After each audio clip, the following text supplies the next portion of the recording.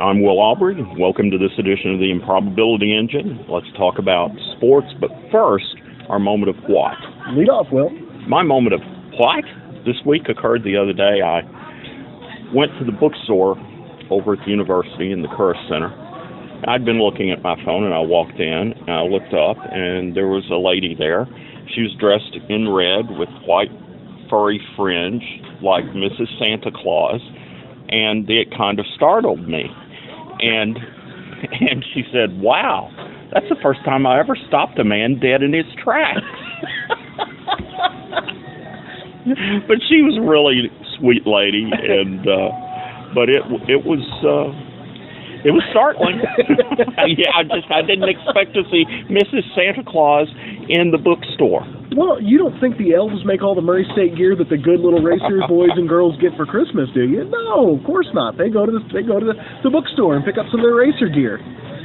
Okay, so my moment of what? I'm involved in one fantasy sports league. Only one sport. Personally, I think it takes away from my viewing of that sport, but it's in NFL football, so that's okay because I don't really watch a lot of NFL football anyway. I just clinched the second year regular season champion in a row for my fantasy football league, and that is the most ridiculous thing I've ever said out loud. There are football guys in my league, and I've won the league 2 years in a row. I don't know if that is somehow because I am an NFL savant, or more likely, that the guys I'm surrounding myself with are somehow more clueless about fantasy football than I am, which is a statement to be sure. I joined a fantasy football league once, and I didn't pay any attention to it for the first 6 or 7 weeks, and so I clicked over to see how I was doing. I was undefeated. And I was like, wow, maybe I should start paying attention to this. And then I started losing. So clearly I was better off, not adding my football intelligence to the equation. To quote Homer Simpson, the answer here, the lesson to be learned is don't try. There you go. Well, a good week of sports has happened locally. I know that I want to talk about this. How about them Lady Lakers? Fantastic game against McCracken County last night. They played really well. They won by 24 points. And they did a couple of things strategically that I think will benefit them in the long term. One thing is that instead of running a lot of set offense, they just got out and ran and improvised. And they're at their best when they do that. And they did an excellent job. The other thing that they did is against the pressure that McCracken County would try to apply, they started throwing over the top. Yeah. And they were beating it, getting layups. They didn't make all the layups. They got fouled on some of them. But still, they beat the pressure that way. And the more they attack in that fashion, I think the better they are going to be. Charlie Settle, one of the best freshmen that I've ever seen. Allie Fritz had a good game. She scored 11 points, and, awesome Allie. And then amazing Alicia Hornbuckle. She had a good game as well. But I tell you, the girl that really caused me to notice her for the first time was Brianna Emery. And she's not big, but she's fearless, and she can shoot, and she can play defense, and I'm not saying by any stretch of the imagination that she's going to start this year, but she can be a key performer off the bench. Absolutely, and the thing that really jumps out at me, we talked about this before the season, and you were looking at the roster and you're like, all these girls can play ball. None of them are, there's no tree toppers, there's no 6'5" post players or anything like that. But there's also no slouches on the roster either. I mean, there are a bunch of girls who know how to play the game. They play the game with passion, with fire and determination, and they play at 100%. You give me a roster full of players like that, I don't care how tall they are. I'll figure out a way to win. because those kind of players, they don't come around very often. When they have chemistry and they care about each other and they work hard for each other, those are the kind of guys, that's a team you want to have on the floor at any given point, because you know I can put somebody else in and we're going to be okay. It's going to be all right. They're going to play for each other. I like to hear that. And I know when I saw the score, my eyes got big, and I was really surprised. So hat tip to the Lady Lakers on that one. One other thing about the Lady Lakers. More water, please? Indeed. On February 3rd, Avery Fields comes back. They're going to retire her jersey. Coach Civil said he would be there. He doesn't have a game that night, and he told me that he had told his team. He said, look, if we get a cancellation and we have to play that night, I'm going to be at Callaway. Yeah. Just a testament, and Coach Civils he was at Callaway when I was in school there and was there for a long time, and never once have I ever had any reason to doubt his character.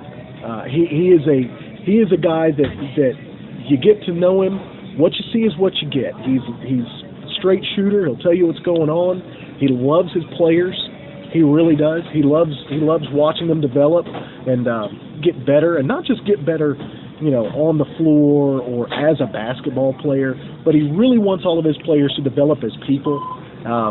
And that kind of statement right there, that just kind of shows you what you're dealing with Coach Civils. I think he's a good guy, and hats off to him. That's a big deal. He's a great guy.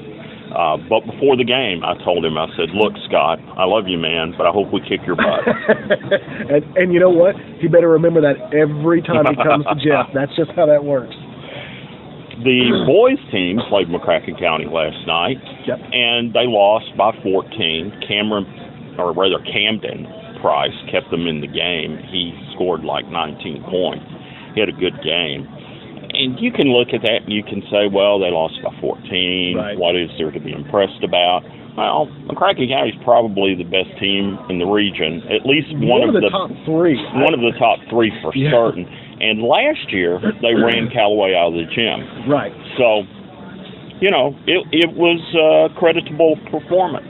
The big thing with when it comes to high school athletics is you can get caught up in a minute-by-minute kind of look and snapshots and try to understand what's going on. It's much more important to see the progression and the narrative of how guys get to where they are. And you can look at, the game and say, oh, yeah, well, they lost to a good team. They lost pretty bad at home. That's not a good sign. That's pretty bad. But you're right. If you look at what they did year over year, it's night and day. And the only comparison that is worth making is comparing yourself to the way you used to be. Don't compare yourself to others. Don't compare yourself to what perfection for you would be. Compare yourself to the way you used to be. And if you're making progress, that's something to be happy about. Absolutely. And that's a big deal. And I think the coaching staff is keyed on to that as well, because that's how you get, you'll get generational talent. In high school, without being able to recruit, you just have the kids who are coming through that grade at that time. But if you want to build a culture, one that outlasts one class graduating, you have to build the process of everybody gets better every day. What that'll do is that'll take those, when you do have a once-in-a-generational talent, you'll get what you had a couple years ago for the Lakers. You'll get guys who are going to play college basketball. You'll get a trip to Rupp. You'll win some games that nobody in their right mind outside of Callaway County would have thought you had a chance to win, and you go win those games. And let me give you another saying of mine. Okay. Never let great become the enemy of good. Too many people do that, and it's not healthy. You need to appreciate a good performance for what it is. Right. You could look at last night's Lady Laker victory over McCracken County. You could say, well, they missed a lot of shots.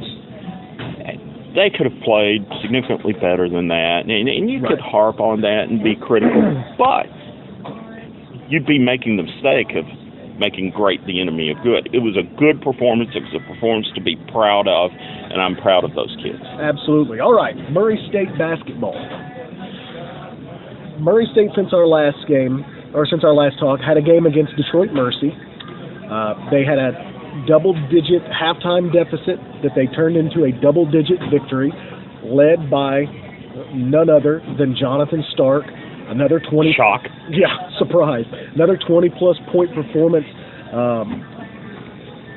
I was actually talking to a fairly knowledgeable Racer basketball fan, and he told me, he's like, this is going to sound, it's going to sound crazy. I was like, okay, well, just put it in a pile of stuff that you said that is crazy. He says, no, seriously, Jonathan Stark might be the best offensive player that we've had at Murray State in 30 years. He might be.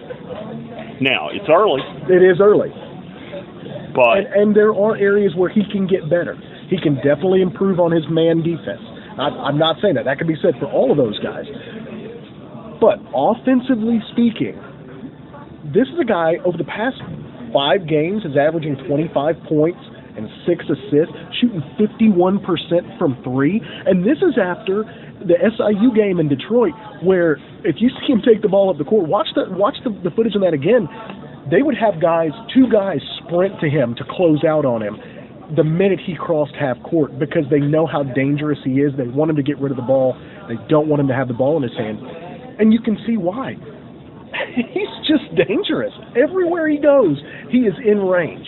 He's just an incredible offensive player. If he keeps playing the way he's playing, yeah, sky's the limit. Absolutely. At this point, you just judge him on this small stretch, okay? Mm-hmm. And I think he's better than Cameron Payne. I think he's better than Isaiah Cannon. Yeah. And those were great players. And, you go back to the 90s where you've got D.T. Mays and Marcus Brown. I don't know. But your friend said 30 years. He might be the best offensive player since Jeff Martin. That probably could be the case. That's a huge statement. Not one to be taken lightly. But really impressed with what he's done in his first semester as an active Murray State player. The mark with him and Cameron Payne. Cameron got drafted in the lottery because he was putting up numbers similar to this as a true sophomore. Stark's not going to have that in his pocket. That was a bonus as far as the NBA is concerned, because you've got a guy who's doing this at a young age, 20 years old. You have some upside. John is a couple years older than that in his development. Had a transfer year that he sat out. He's a redshirt junior, which would be his natural senior year this year. But if he has a season like this, Matt McMahon's going to have to make some phone calls. He might be replacing another NBA player who left early. Well, I hope not. Now, whether or not that happens, I don't know. I think one thing that helped Cameron Payne do that was that the team went on that 25-game winning streak. Absolutely. And that created a lot of publicity. And it got him known nationwide, whereas otherwise he might not have been. Now, this team is 4-4. So if you remember the year that Cameron Payne had, where they come out of Nashville Thanksgiving tournament with a really bad record, had some really ugly losses. They lost to Valparaiso. Valparaiso was fantastic that year. But let's not take anything away from Valpo. They were well coached, very skilled players. But they had no business beating Murray State on a neutral court by 20-some-odd points. I think it was 35. 35 points. No reason for that at all. It should not have happened. And I'll tell you, if that game takes place in February instead of November, I don't think they do it. I think Murray State wins the game. That's how big of a difference that couple-month stretch is. And if we look at this team now, we've got pieces that are really good. There's some quality players on this team. G. McGee's back and healthy. You can't tell me that we wouldn't have had more success with G in the lineup if he was, if he had been healthy from the beginning of the season. You look at those games where, this is a team that's lost a lot of single-digit games. Let's be honest. They lost a one-pointer on the road at Bowling Green State, which is not looking like the bad loss we feared it would be after Evansville played them in Evansville and had to go to a last-second shot to beat them. Bowling Green State's better than what they were last year. Now, are they a top 150 team? Probably not. But it's hard to win on the road early in the season. Now, I talked to Coach McMahon the other day, and by the way, everybody should pick up a copy of the Racer Insider, which comes out today. Shameless plug. If you know anybody who is a Racer fan or can spell the word Racers, go out right now, get them a Racer Insider, or better yet, get them a subscription for Christmas. That's a great idea. Get them a subscription for Christmas because it's the most important reading you have as a Racer fan, bar none, full stop, end of paragraph, close the book, leave the library. Anyway, there's a great interview with Matt McMahon that I wrote that's in the issue. And a couple of things that we talk about, and this is something that you and I have discussed. Going into the season, I had two question marks. Mm-hmm. Number one, did they have a catch-and-shoot two-guard? And number two, did they have someone who could provide them with a post presence? Right. And at this point, the answer has been no. Right. To both questions. Yeah. Now, as far as the catch-and-shoot two-guard, Bryce Jones, everybody thought he could step into that role and fill it. But he's only shooting 29% and change from three-point range. And that just isn't good enough. I think those numbers will go up. I think he'll revert to a mean that's closer to 34% probably by the end of the year. Well, I've seen him just stand there and swish shot after shot after shot after shot. Right. Where they barely moved the net. Right. So I know he's capable of doing it. Right. He just needs to correct whatever's going on in his head that's preventing him from doing it in game. Absolutely. The big thing to remember with that is we are creatures of fallacy. I personally believe that Jones is a 34% three-point shooter or better. He just is that. Okay. At this point in his life, he is that. We see what he's done in the recent and try to extrapolate a trend from that, which is not accurate. That's called the anecdotal fallacy. Right, an anecdotal fallacy or even the hot hand fallacy. But it's the same concept. Yeah. If he had hit 10 in a row, no matter how good of a shooter or poor of a shooter he is, we expect him to hit number 11. That's not the case. Every shot is a reset of the numbers. He is probably a 34% plus three-point shooter. What you don't want to do is make huge changes that change you from being a 34% three-point shooter on a bad run to a 28% shooter in reality. So I think he'll be fine, but you're right. And I think what we've got now is we've got a spot-up shooter by committee. We've seen Gene McGee hit a couple since he's come back. Really impressed with DeMarcus Croker's ability to shoot from outside. He was an okay three-point shooter from outside last year, but you can tell he spent a lot of time working on it. He's gotten better. His form is good. His timing wasn't always perfect on his shot. Like he had a tendency to mistime the release, which caused him to miss long or short by a lot. That was his only knock. His stack was good, his release was good, his elevation was fine. But if you don't release at the exact same spot every time, the ball's either going to hit front iron, back iron, or go over and be an air ball, go short and be an air ball. It's really bad. His line was fine. You know what I mean? He wasn't missing left and right. He was missing long and short, which is something you can fix. And he's worked on it, and he's gotten a lot better. But the second point you brought up, inside post offense. What do you think? What are you seeing there? Well, in the Detroit Mercy game, Terrell Miller took 10 two-pointers, and that's more than he had taken in any game thus far.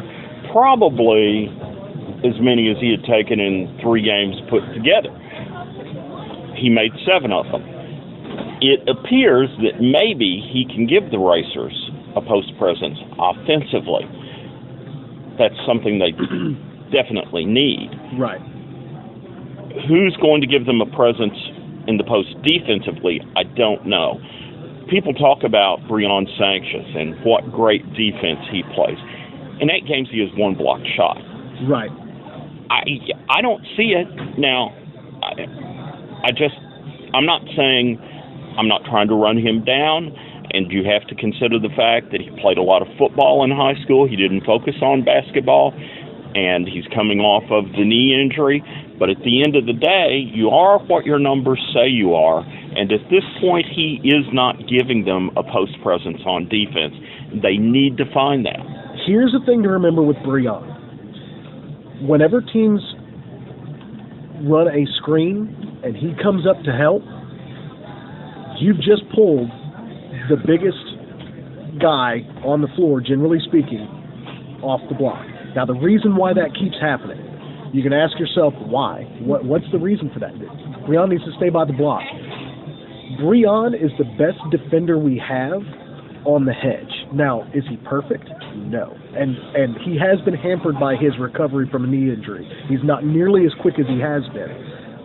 But I think in the past couple games, you've seen him progress and get better on that. And hopefully that's a trend that will continue. What has to happen for Breon is he has to not just be the help side defender anymore. Whenever you're a big shot blocker, most of the time your block shots come from a help side position. Early in the season last year before the injury, Wayne Langston was the #1 defender down low. Breon was able to play off, and he got some swatted shots. What we need from Breon now is a little more chest-up defense, and let some of those young guys, let Dupree come in. Let them come and be the help side defender and learn. I think if we can do that, we'll be okay. But you're right. Breon has to make that step forward. I think we've seen a little bit more from him the past couple games, and I hope that's something that continues, especially on the rebounding side. We've got to have him rebounding. We've got to have better rebounding as a team, and I think it starts and finishes at the 4 and 5 position for the Racers. The other thing there are many other things that I discussed with Coach McMahon, but the other thing that I thought was significant was that we discussed their difficulty in containing dribble penetration. Yeah. Now, there's one thing that he has done, and it over time should help to correct that problem. Okay. Is at the beginning of the year, he thought that we could be the kind of team that could pressure on the perimeter. Okay? He's pulled that pressure back. Yeah. We weren't creating turnovers with it, so it wasn't paying off. And pulling the pressure back should help us contain dribble penetration a little better. Yeah. And it did against Detroit Mercy. Whether it does going forward or not as much as needs to be, we'll have to see. Yeah, and I think the biggest thing, I'm going to make a fairly possibly controversial statement here.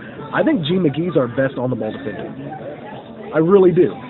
On the perimeter side, I think he's the best on-the-ball defender we have. Now, some of that is because of his length. Absolutely. He's long. He's very long for a perimeter player. He's got good feet. He gives the effort you've got to have to be that defender. Having him back, I believe, will help our defense. That said, the whole team needs to be better on defense if they want to win games. And I think you're absolutely right. I think Coach has got it figured out. I think he's going to pull those guys back, and I think that plugs up a lot of those lanes. The other thing, though, on defense that they've got to correct is they can't keep giving up open three-pointers. And they've done that too many times, game after game this year. Right. And some of that is penetrate and collapse.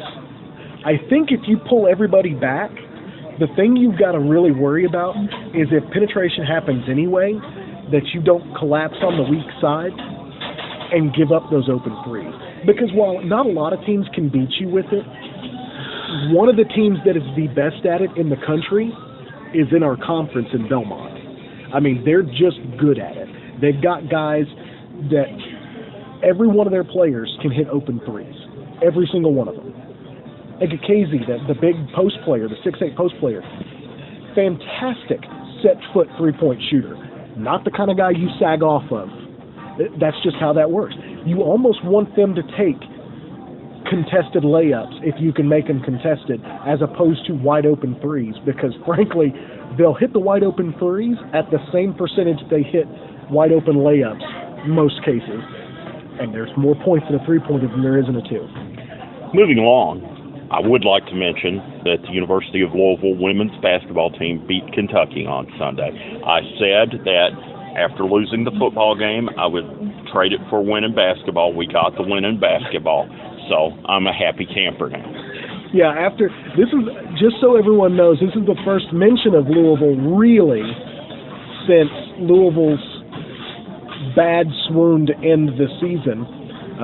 Those of you who want to go back and listen, we have archived these on YouTube. You can go and listen to the pre-Houston show that we did, where Louisville, he spoke of Houston and Louisville. Of course, Louisville lost that game, and then the week later he talked about Louisville and Kentucky, and of course, Louisville lost that game at Papa John's Stadium. Yeah, we're a basketball school. We're a women's basketball school. Right. Well, there you go. That'll work. Well, that's a big win for the Louisville ladies. You got to tip your cap to them, because it's a good win. You got to win those games if you want to be nationally relevant. Well, and U of L's ranked 7th in the nation. And so, well deserved. Well deserved. Anything else on sports? You know what? Honestly, besides my fantasy football, the NFL is what it is. Okay. College basketball's been fun. What are you looking forward to this weekend? This weekend, I want to see... I want to see the Dallas Cowboys versus the New York Giants. I'm not an NFL fan, but there is something really intriguing about a team that has one loss at this point in the season with two rookie starters at the quarterback and lead running back position. It's an incredible story. I'm really interested to see if they can continue it. They go to the Meadowlands and play the Giants, which is going to be interesting. Well, I despise the Cowboys. Well, I'm sure you do. So, but what I'm looking forward to... You also hate apple pie in America. No, I don't. Apple pie with vanilla ice cream is actually very good. I used to go to, when I was a freshman in college at Ripon College in Wisconsin, they had a bowling alley that had a little restaurant called Pizza Bowl. And I would go there and I would get a hamburger and apple pie a la mode. And my buddy and I would play the jukebox, and it had songs from like the 20s. If you knew Susie like I know Susie, some songs like that. And, we had a blast. But what I'm looking forward to, I get to play Santa Claus at church on Saturday. I'm looking forward to that, too, because I think I've already given you my list for this season. Go. So there you go. We're going to have that taken care of. Just mark off the top three. We'll be okay. That brings to a close this edition of the Improbability Engine. Okay. Well,